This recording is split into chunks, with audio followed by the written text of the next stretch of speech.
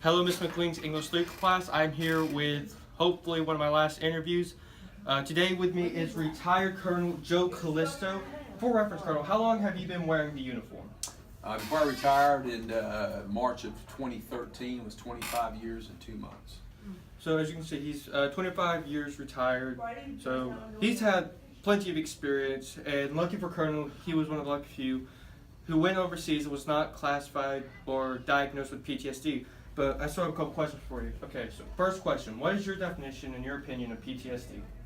Well, PTSD is trauma to one's brain, mental status, and typically what happens is when one or individuals become in a situation that's traumatic, and of course in the military, when you deploy to a combat zone, you see people that are maimed, killed, and you see loved ones that are maimed and killed, friends that are maimed and killed. That plus the stresses and strain on the environment itself, being deployed, being away from their family members, it adds up and it puts a strain on the brain and the body, and psychologically people just have a hard time adapting once they come back to the United States. Okay, so my next question for you, Colonel. What are your thoughts on current treatment and medical care for those who are classified with PTSD? Well, I think they've made great strides in the treatment psychologically of individuals, more so in the last 10 to 15 years than any previous conflict we've gone through. Historically, if you think about World War II, service members and women came back and were just kind of set loose. There was almost a stigma once upon a time that if you were weak mentally, that you were weak physically. And during the global war on terror since 9/11, that concept has changed in the military, and that you no longer frown upon for seeking psychiatric help because of the stress and strain put on you because of multiple combat tours. But I think a lot has been done on behalf of our veterans that are coming back and trying to seek help mentally so they can adjust and overcome some of the baggage, if you would, that they carry back.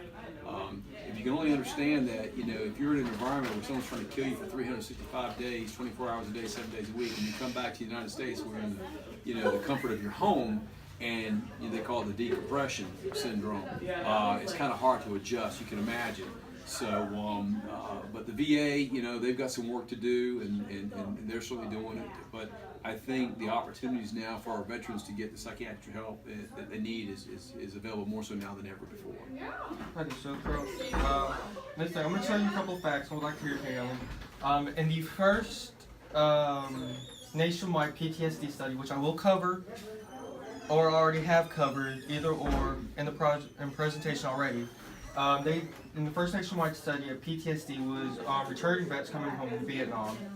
Almost 30% of the people, or almost 30% of returning veterans were diagnosed with PTSD, and which is unbelievable, seeing as only 15% only had combat roles, active combat roles. So that would indicate that there are some people who thought there may be benefits from trying to be diagnosed with PTSD. What are your thoughts on that?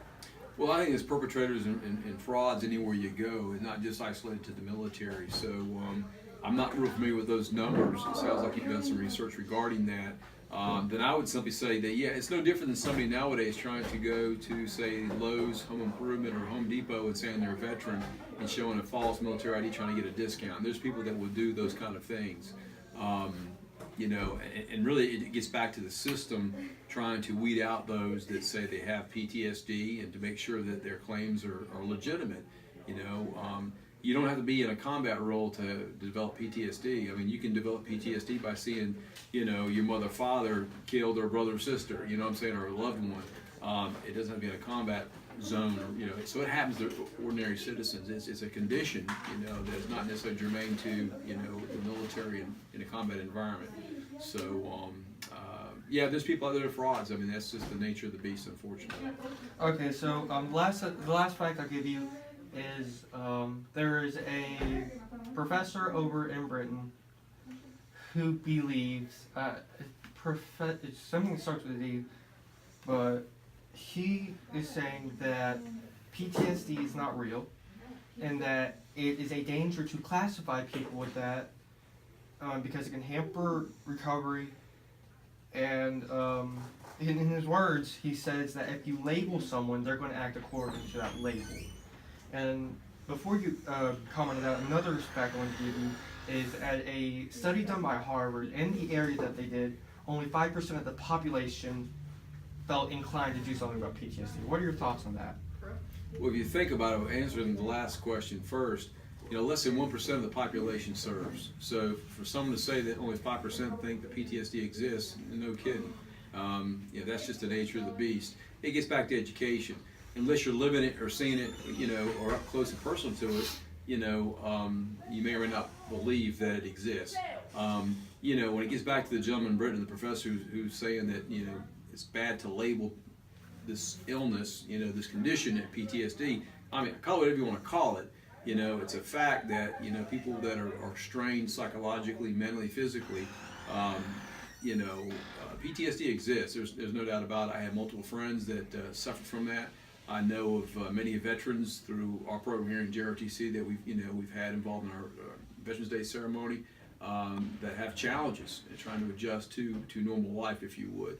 And it's very real. So call it what you want to call it. Is people are, professors and researchers around the world, they all have their opinions, and that's good. We can agree to disagree, but as far as I'm concerned, it does exist, and there has been great strides. The downside to people having PTSD is you get a chance to study and trying to figure out how to prevent it, how to minimize it, and a lot of that is being done, prior to people coming back from their combat tours.